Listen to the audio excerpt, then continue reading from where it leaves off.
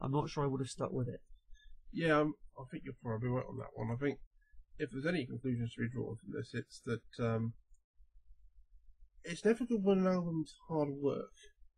And I think the problem with Final Frontier is it feels like hard work to like. I think you can like it if you put the effort in, but I don't. You know, you want to sit back and listen to stuff. I don't feel like sitting back and listening to 7-minute songs like that. Well, that's and you're the king of the 7-minute song, because most of the bands you listen to, that's again half the course, you know. I like my prog, and you know, there's nothing wrong. I don't mind albums with long songs. I mean, I'm a Moonsorrow fan, for Christ's sake. Oh, exactly, yes. But I don't know, just they don't really engage me, so I don't feel like I have to put the effort into listen to them. And maybe that's kind of their intention, but you know. Yeah, this is the thing I found about this album. It just felt a bit arduous. Like by the time we got halfway through and we're listening, and there isn't. You can't point to any one song and say it's not clever, and they're all well put together. But I like my metal pacey, and I like it with a bit of bite, and I don't think that's there on this album. That's what ultimately is what I'm left with. And it's a shame, because we were really looking forward to this, and I think you should look forward to an Iron Maiden album. As you said previously, I will say that Keen's trying to say it, and again, if I get lynched for it, there is a certain parallel similarity with St. Anger by Metallica, and I don't mean in the sense of there may be the negative backlash, but more like St. Anger is a good album. I think it's a good album, but it's not necessarily a good Metallica album. If it had been any other band, say it had been like, I don't know, Band X had done it, you'd be like, that's fairly good. You know, they do a good job. Drums are a bit shit, but that's a good job. Yeah. But so Iron Maiden, if say for example, I don't know, say if Enforcer or something like that had done Final Frontier, you'd be like, that's a really good album. That's a good starting upcoming album. If Enforcer had done the Final Frontier, it would be quite a break from tradition, but yeah.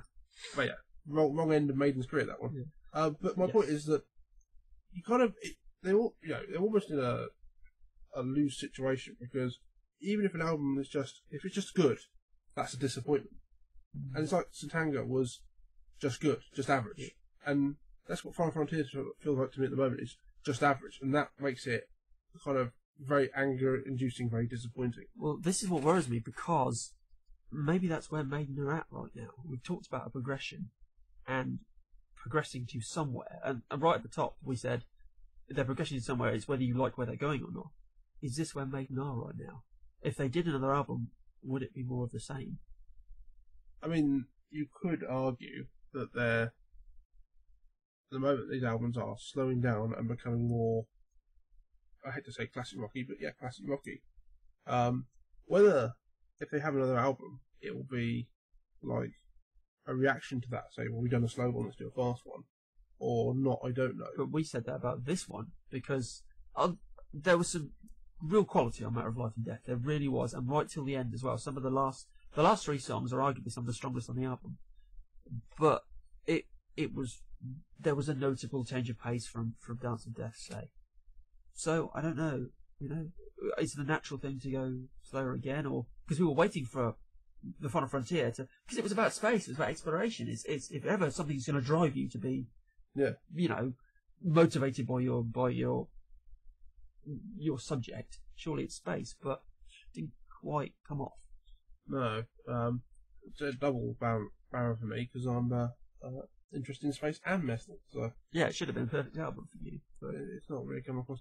I mean, it may be that if we did this in 2 or 3 years, it would make sense. Maybe if we have the next album and go, we understand what that progression is going to. And well, this is what scares me, because if it really is progression, I don't understand. If they release Killers next year, which we'd all go, oh well, that's a belter, back to the punk roots, great, really loving that, that's great. Progression would have gone. It's nothing to do with progression then. It's just a complete break from the norm. Yeah. To say, I mean, to draw conclusions, I have to say, it's not one of my favourite albums. It's not one I can see myself putting on and listening to full in a year's time. No. You know, I don't think I think I'll pick and choose songs from it and put it on the mix. but I'm not sure as a complete album I'll necessarily, unless I want, sit down there with a brandy and smoke a pipe in a few years. But are you looking forward to seeing any of the songs live? See, this is maybe the worst part of being sceptical about the album is I'm now a little bit sceptical about the live show, because as we said, we bought our tickets, we're going to go, we're Maiden fans, why wouldn't we? But if this tour's anything like the Matter of Life and Death tour, they'll probably play the album in its entirety. And if they're going to be great, they're going to be great live. But it's a bit of a shame, really. I don't think it's going to be as good as the Sonosphere set last year when they played, as you said earlier, our era stuff, the Dance of Death, the Matter of Life and Death, Brave New World. That was great. Spot on. It's all stuff that we grew up with. So, I don't know. It's probably the most trepidation I've ever approached a Maiden gig with. Yeah. I mean, the conclusion I would draw from this discussion, from the whole thing, is it just feels too much like hard work for me. I know. Maybe I'm lazy. Maybe I'm old and lazy, and I can't be bothered to work for my stuff. But then, I thought the last Dream and Breathe Theatre album was amazing. I like a bit of prog, but I do like it. But then, I do like a bit of prog, and I don't mind having to work hard for it. But there's just too much of the same on this album for me. It's like it runs kind of in third gear. It's not exciting. It just kind of exists a bit. Maybe you've hit the nail on the head. We love Maiden. All of us love Maiden. Of course we do. And we know how good they can be. And this just, I don't know, I just was left disappointed, really. And I kept listening to it over and over again, waiting for it to kick in and go, I get it. This is fantastic. I really like this. But as much as I tried to convince myself I really like this album, I'm not sure I do. Yeah.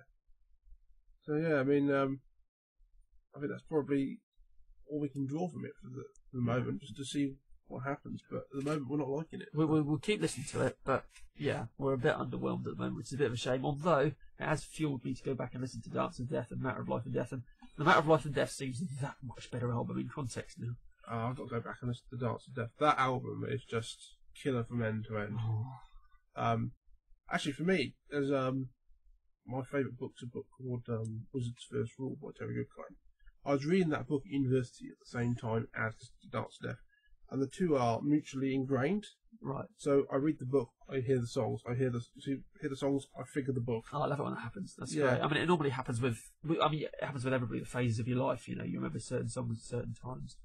But that's just something else. I love that. I love having kind of imagery to go when we go with an album. But it helps as well if you're at a certain age when you hear an album, then obviously it gets stuck with you for longer. And presumably there are people that feel that way about the Final Frontier. But, yeah. I think I just probably wrapping this up now. Obviously, I don't know. We should probably go out on YouTube, probably other formats possibly. But if there's a comments thing, I'm sure we'd love to hear what the rest of you think, because I'm sure everyone's got an opinion on this. Oh, absolutely, yeah. Do let us know. We're apologies if we've offended anybody. We weren't supposed to, but this is just how we feel. Yeah, I think we've probably done the most gentle critic you can possibly do. Because let's be fair, Iron Maiden gods to us. So. Oh, absolutely. We worship them, and it really hurts to sit here and say anything negative about them. But by the same token, you've got to kind of be honest. There's no point in pretending. Right then, I think we're about done here, aren't we? Yeah, sounds good. Well, until the next time. Yep, that's all from the Mole here. Manno 2, and we'll see you soon.